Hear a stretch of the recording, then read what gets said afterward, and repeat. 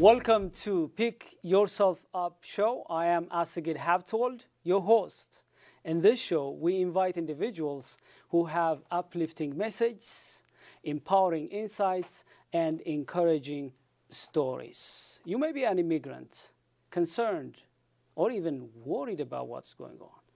Or you lost your job, you're unemployed. Or you've been experiencing setback after setback in your personal life, profession, and or business. This is your show. We designed this show to bring policymakers, elected officials, experts like today, activists, successful people in business, art, science, motivational speakers, with the hope that their message, their stories, and their insights may inspire you, empower you to pick yourself up and create a new future. Today in this studio, we have a special guest. She works for Catholic Charities, one of the largest charitable organizations in the DC metro area that supports the immigrant community. Her name is Celia Rivas. She is Immigration Services Coordinator for Catholic Charities in the DC metro area. Welcome. Thank you very much for the invitation, AZ. It's a pleasure for me to be here in your program. I appreciate for you coming here to share your experiences, some of the tools, some of the information that our immigrants may benefit from this discussion. I want to start with the motto of Catholic Charities for Washington, D.C. It says, inspiring hope and building futures. When I saw that motto, I was like inspired because we designed this show to inspire hope and also to build people up so that they could be able to create new futures. So how do you meet this goal? Well, one of the most important parts of our service is that we see the person and we give a holistic approach. It's not that the person only comes for like English classes or citizenship classes. It's like we see what are their needs or how is that we can accomplish the success in the life of the person. And we do that through like the integration of our programs, through like internal referral, through referring to other agencies and also to seeing like what are the needs, how is that we can accomplish like a better future in this person. And like, for example, someone could be like a newly arrived immigrant, and then you see that as a newly arrived immigrant, the first thing that the person might need is like English classes. Then another area also of need would be like immigration legal services. How can you help this person to become legal in the country? And if the person is already legal in the country, how can you accomplish that person to become a U.S. citizen? So you start the motivation in the person, I think, at the first stage that you see the person. I like that because you customize your services depending on the individual. You don't have just umbrella services, the same thing for everybody. Right, definitely. You customize them individually. Definitely, because every person is practically a different world.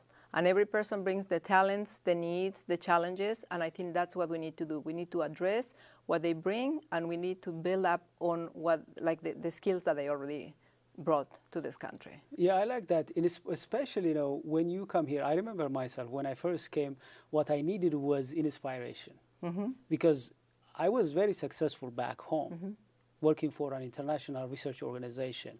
By Ethiopian standard, I was very successful professionally. So when I came here, I was hoping to take my life, my profession to the next level. So when I first came, however, I had some challenges. I had a thick accent. It was very difficult to communicate. I didn't understand the culture completely. It was a different culture and so on. I felt a little bit down. So I needed inspiration, and I appreciate that you first inspired the individual to know that the United States is a land of opportunities, and they could be able to succeed whatever they dream. And then once they are inspired, and then you empower them to create a new future. Right, because this country is a country of opportunities. And what you need to do is you need to know what are the rules of the game. Yes. So that your final score is going to be your success. Yes, yes. So I want to talk about the services that you provide to empower them, because one of the things that we try to achieve in this show is not just to inspire them, but also to empower them with some information, with some tools, and so on and so forth. Let's talk about one of your services, which is about civil and immigration legal services. Tell me a little bit more about that. Well, I would say we have like a threefold, way to address the issues on the immigrant community. If we deal with a person who is undocumented, I think our biggest concern is that we would like this person to become legal. So, like for example, in our Gatesburg office, since 1998, we started giving out information sessions. So the first point of contact that an immigrant has with Catholic Charities is through an information session, because to me, education is a key element in the success of the life of an immigrant. Yes. So what we do is like we give like a complete information session that covers all the forms of legalization, the risks of deportation, the ways that a person might be able to take advantage to the system, in a sense that becoming a U.S. citizen is going to be like the final goal in their lives. From your experience, do you have some stories of success, or have you experienced some challenges as you provide that service? Well, what I can tell you is like every person who comes through our doors is practically a person that I would like to see succeed in life. And what I can tell you is like my goal is like for every person who becomes a permanent resident, I would like that person to become like a business owner. And that is the motivation that I give out to most of my clients. I always tell them, you know, I can tell you that maybe 60% of my clients, after they became a permanent resident, they became business owners. So I think you plant that seed in the mind of the person. And I have many of my clients who, after becoming lawful permanent residents, they have opened up businesses throughout the metropolitan DC area. And I think that's a way for them to be able to know, well, I can do it.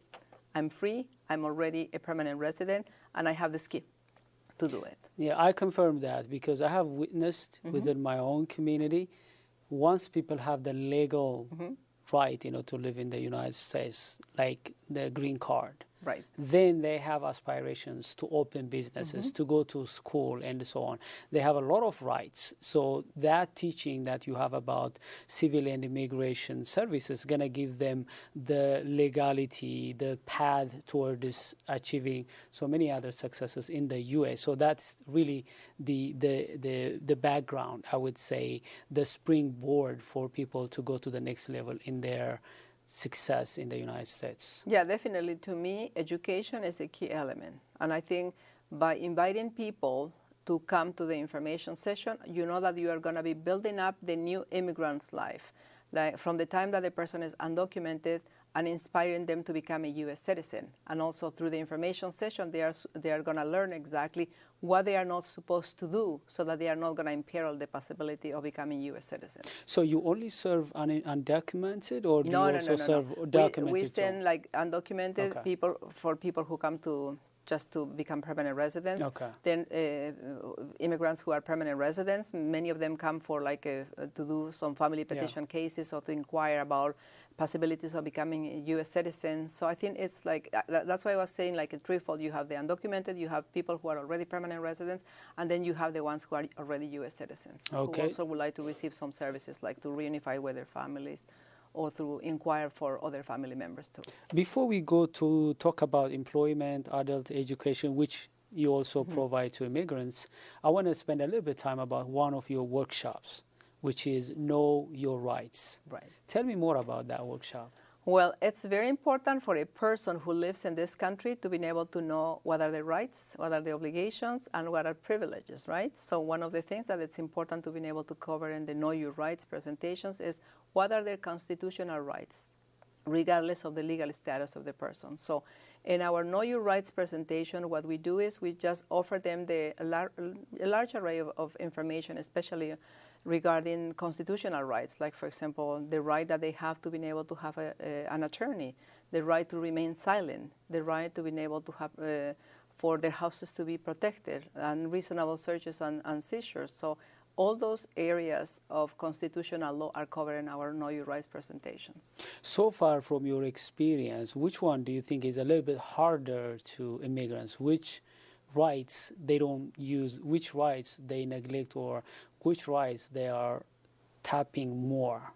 Well, I think when there is an immigration raid, I think it's difficult for them to remember exactly what are their rights, right? Because when you have someone knocking on your door and then you don't know exactly, right?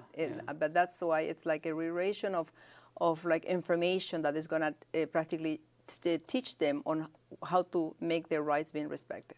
Okay, so is there any way you help them, for example, once they have some challenges or some stumblings in the law, or if they are raided? And yes, definitely, definitely. Once like people are placed in removal proceedings, we do have our immigration services legal team to be able to represent people in removal proceeding cases. For free?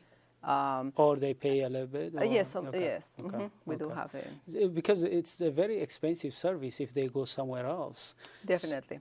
Okay, so so far have you been succeeded in terms of helping people from removal proceedings? Depending on each person. I think what we do is we make a thorough assessment of the possibilities of legalization and also the defenses once they are placed in removal proceedings. But what I can say is that it's important, precisely, instead of seeing them like practically at the end of the process, it's important to be able to just use all the preventive measures. And for us, it's important to be able to just encourage people to be able to see, like, in every year, like a person who is not documented should be looking for ways to become legal, because the laws change. The laws change in a positive way, and then many times, maybe last year you were not eligible for a program, but this year you are going to become eligible for a program. So it's a matter of you going to the source, to the accurate source of information. The biggest mistake that the immigrant community, I think, makes is the fact that sometimes they live by what they hear from the neighbor, the friend, and they make mistakes. And I can tell you, we have so many clients that could have become permanent residents, like maybe more than 10 years ago, that because of fear or because they were just living by listening to their neighbors, they didn't do anything in a timely basis. So knowledge is very important. What you're telling them, that whatever dream you have, whatever success you want to achieve in the United States, first you need to know the basics about your legal rights. Right. And that's a great workshop for them to come and attend to know their legal rights. Definitely, definitely. Legal rights and options. Legal rights and legal options should go together. Okay, let me ask you a very quick question. Since the election of Donald Trump, there are a lot of new policies, new changes when it comes to immigration. Which policy or policies do you think are not known by a lot of immigrants? I think, like, after the executive orders were passed last January, the immigrant population lives in fear, but they need to understand exactly how to avoid becoming a priority of removal. And I think that's something, like in all of our information sessions, what we do, we try to cover, like, know your options, know your rights. Okay, what is the context of the executive orders, so that they minimize the risk of becoming or ending up in removal proceedings. So I want to really point out here, the most important thing is for them to know the options. So they just don't need to be fearful because there is an executive order. They need to know the options they have. That's the key point you like to emphasize here. Right. To me, like, I try to just make everyone know that they should go to this right source of information to be able to see, okay, how is that I can become a permanent resident? What can I help my family, or what can I do to help my family to be able to become legal in this country? And I think the most important part is not just you don't need to be afraid. What you need to do is you need to look for options, look for accurate information, educate yourself from the day that you enter into this country. Great, great. We're going to continue after the break. I want to give our audience a very quick break. Our viewers, we're going to be back very soon. Stay tuned and look forward to talk to you soon.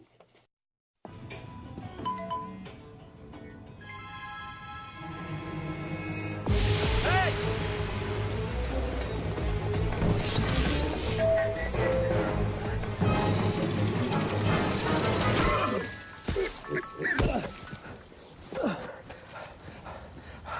So, same time next week? Well, of course. Put away a few bucks, feel like $1 million. For free tips to help you save, go to Feed the Pig. Welcome back. This is Pick Yourself Up Show. I am your host, Asagid Habtold. Today we're talking about legal issues that may affect immigrants. In this studio, we have a special guest. Her name is Celia Rivas. She works for Catholic Charities in Washington, D.C. She is Immigration Services Coordinator for Washington, D.C. Catholic Charities. We're going to continue to talk about her experiences, some of the things that may help you to empower yourself to be better and get better jobs and so on and so forth.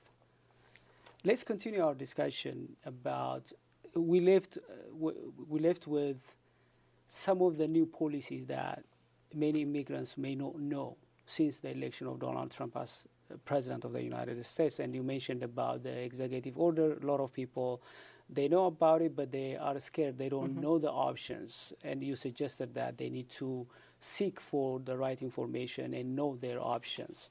Now let's talk about employment and adult education. I know one of your services is to provide employment and adult education services to the immigrant community. Tell me a little bit more on that. In our employment department, what we do is we have a bank of employers, and what we try to match like employees with employers. We also have open houses where we invite business owners to be able to just do the interviews in our site. We do offer them also job readiness and resume preparation. We try to help people to be able to just prepare themselves for the interviews. I think that's a very good like service that I think the immigrant community is just enjoying, and they usually like to receive that kind of support system.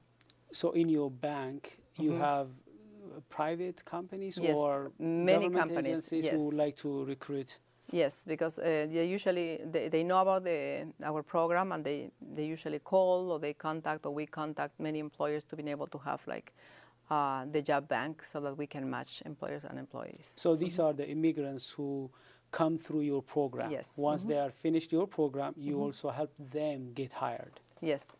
Okay. When it comes to the panel that you have, what do you call it? The panel where they come to be interviewed?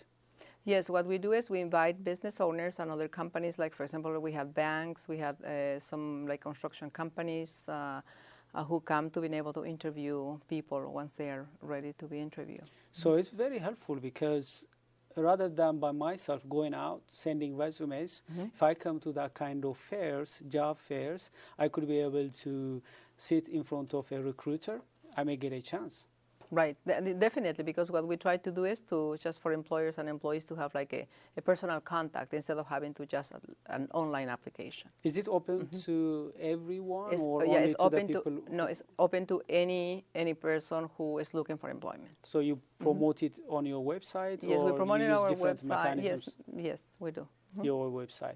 Let's cover a little bit on the job readiness program that you have. I have interest because that's my profession. I empower immigrants and also people who are looking for jobs to become better employed, and also once they are employed to continue to succeed. And one thing that I'm curious about is there any special program that you have to immigrants, or the job readiness is to anyone who is looking for a job? It's open to anyone who is looking for a job. That's the most important part. And what we try to do is when we place a person in a position, what we try to do is to be able to just make that person know, or the company know, that we would like to just that person to grow within the same company. So that's our intention, not to just remain in the same position, but to have the opportunity to grow within the company. This is very helpful because one of the challenges that I had, which I worked on, and one of the challenges that I see from a lot of immigrants, friends, and so on, is in our culture, technical skills are very important. Right. We work hard. We have certifications. You may already know that. Many immigrants, they may have college degrees. Right. But coming to the United States, your success in any field, in business, in job, or any field, you need to have softer skills, skills to communicate. And this is a new culture. And communicating successfully in a new culture is very hard. It requires to invest time and energy. So what kind of trainings, what kind of opportunities do you give them? What kind of, for example, some of the topics that you Right, provide to like them? for example, what we do, since we usually deal with the immigrant population, we see the English skill level, for example, that they have. Okay, so what we do is, since we share the information with other departments, we practically we unite our services with the education piece. Okay, so what we do is, depending on the English level, we recommend them for English classes. Okay, so, and for example, if a person comes for a job and we know that the person is illiterate, even in their own language, we do have literacy classes in Spanish, for example. So, and we start building up their like the language skills through our services that we provide at Catholic Charities. So we start with like literacy, then we go to English, and then we also share the information like with immigration legal services so that they can have the support system for the legal status. So I see that first the basics, the English, because English language in the United States is a communication medium. So I could be an African, speak my local language very well, or I could be a Spanish, speak Spanish very well. But to succeed in the United States, I need to make some efforts to succeed in speaking, at least to be understood by other people from other cultures and Americans too. And that's the key to their success. And I encourage them to work on that. I worked, by the way, when I came to the United States, I had already first degree and my English was relatively good, but I began like from scratch, I would say, because I had a thick accent, very difficult to be understood by other people from other cultures. My people understand me because they know the accent, but other people had difficulties. So I attended some organizations, went online, watched YouTube to acquire the American accent so that people could be able to understand me. And I want to emphasize to our audience that to succeed in the United States, I think the first thing is to work on our English, to become better, because we need our children, you know, and we need the young generation to know English better so that they could be able to get along, to get jobs, to get promoted and succeed in the United States. Yeah, and I'm glad that you are providing that No, and I service. think not only to be able to succeed in your job, but also if you are a parent, to be able to help your kids with the homework. So I think the language skill is something that every immigrant should work. Yes. Once we covered that one, I am still interested about some of the soft skills immigrants provide. If you don't give these services, that's fine, but I want to use this opportunity. In the future, I may invite other experts who are helping immigrants to prepare for, let's say, beyond the English language, to prepare for new jobs and also to grow within the organization by developing some softer skills. Because I have a very impressive statistics. 85% success comes from soft skills. Definitely. Only 15%. And I was also shocked to learn that out of the new hires, within the first 18 months, 46% of new hires are fired. And out of the 46%, 89% of them, they're fired because of lack of soft skills, attitude, communication, the ability to get along. Then 11% because of inadequate technical skills. Now, many people don't know that. They want to work on their hands-on experience, their technical abilities. This is very important because you need to have the platform. You need to get into the door by your technical ability. But to stay there more than 18 months, to succeed, climb the corporate ladder, you need to work on your attitude, in your soft skills, communication, teamwork, and so on and so forth. So do you provide some of this to the immigrant community in your workforce development program? We do have, I think I can say in a very small portion, we do provide those skills. We go over with the resume preparation, we go over about like some of the soft skills, but I think we can just enhance our services in that area. Okay, I just want to use this opportunity. Otherwise, my plan is to bring some immigrants to ask them how do they prepare for job and bring recruiters to tell them what kind of things they expect from them, and also to bring experts in the area of soft skill to coach immigrants to become successful in getting jobs and also stay there and succeed. Right, because job retention is like a key part in the life of the When you get there, you need to stay there to succeed, and that requires to develop your ability to communicate, your ability to have emotional intelligence, your ability to resolve conflicts, to negotiate with your boss, with your peers, to get along, and so on and so forth. And I'm glad that you are providing them first the English, which is key to immigrants, and then the job readiness, which is resume writing and interviewing skills. And as you said, you may add these things or maybe in the future, but I think these two are very critical to especially new immigrants. Yeah, yes, definitely. yes. Let's talk about the challenges that you face, because you're trying to help immigrants. Are there any challenges that you'd like to share to our audience? Like, they may, try to help you or do something in what you do. So are there any challenges? Yeah, definitely. When you are a nonprofit agency, your budget is limited. Yes. So that's one of the challenges. The second one is, like, for example, the need for more like clerical stuff, clerical support. That's another challenge too.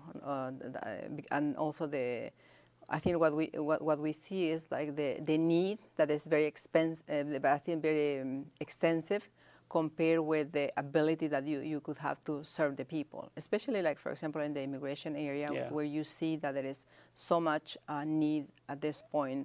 And that, like, for example, I'm mentioning, we don't know what's going to happen with, like, what's going to happen next year.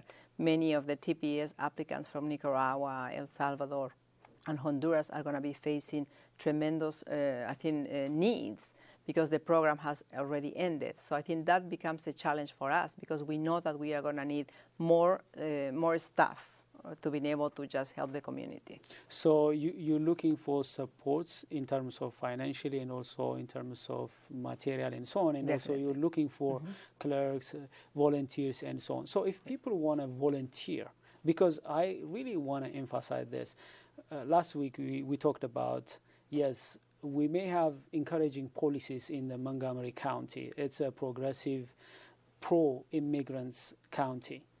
Policymakers may try to do their best in terms of creating the atmosphere, a conducive atmosphere. But immigrants, we need to engage. We need to engage in the system. We need to learn. We need to grow. We need to come out of our comfort zone. So if there are people who want to volunteer, how can they apply?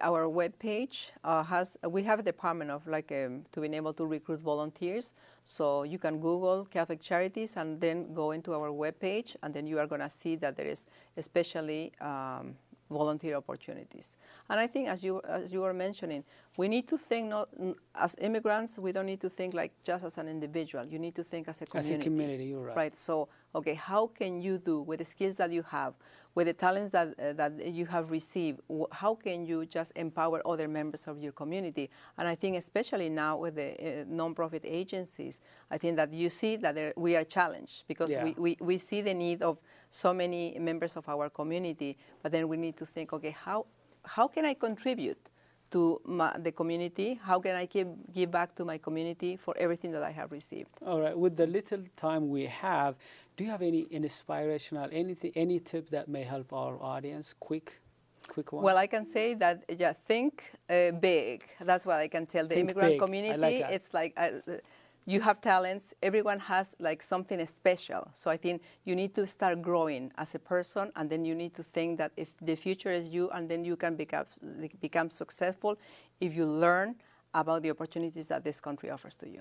Thank you very much for coming on behalf of our viewers. You gave us a lot of insights, and you explained us what Catholic Charities does to the immigrant community. Our viewers, this is my hope that you got some interesting information, empowering message and tips that are going to help you, empower you to pick yourself up, to create a new future. Thank you very much for watching. I look forward to see you in another program.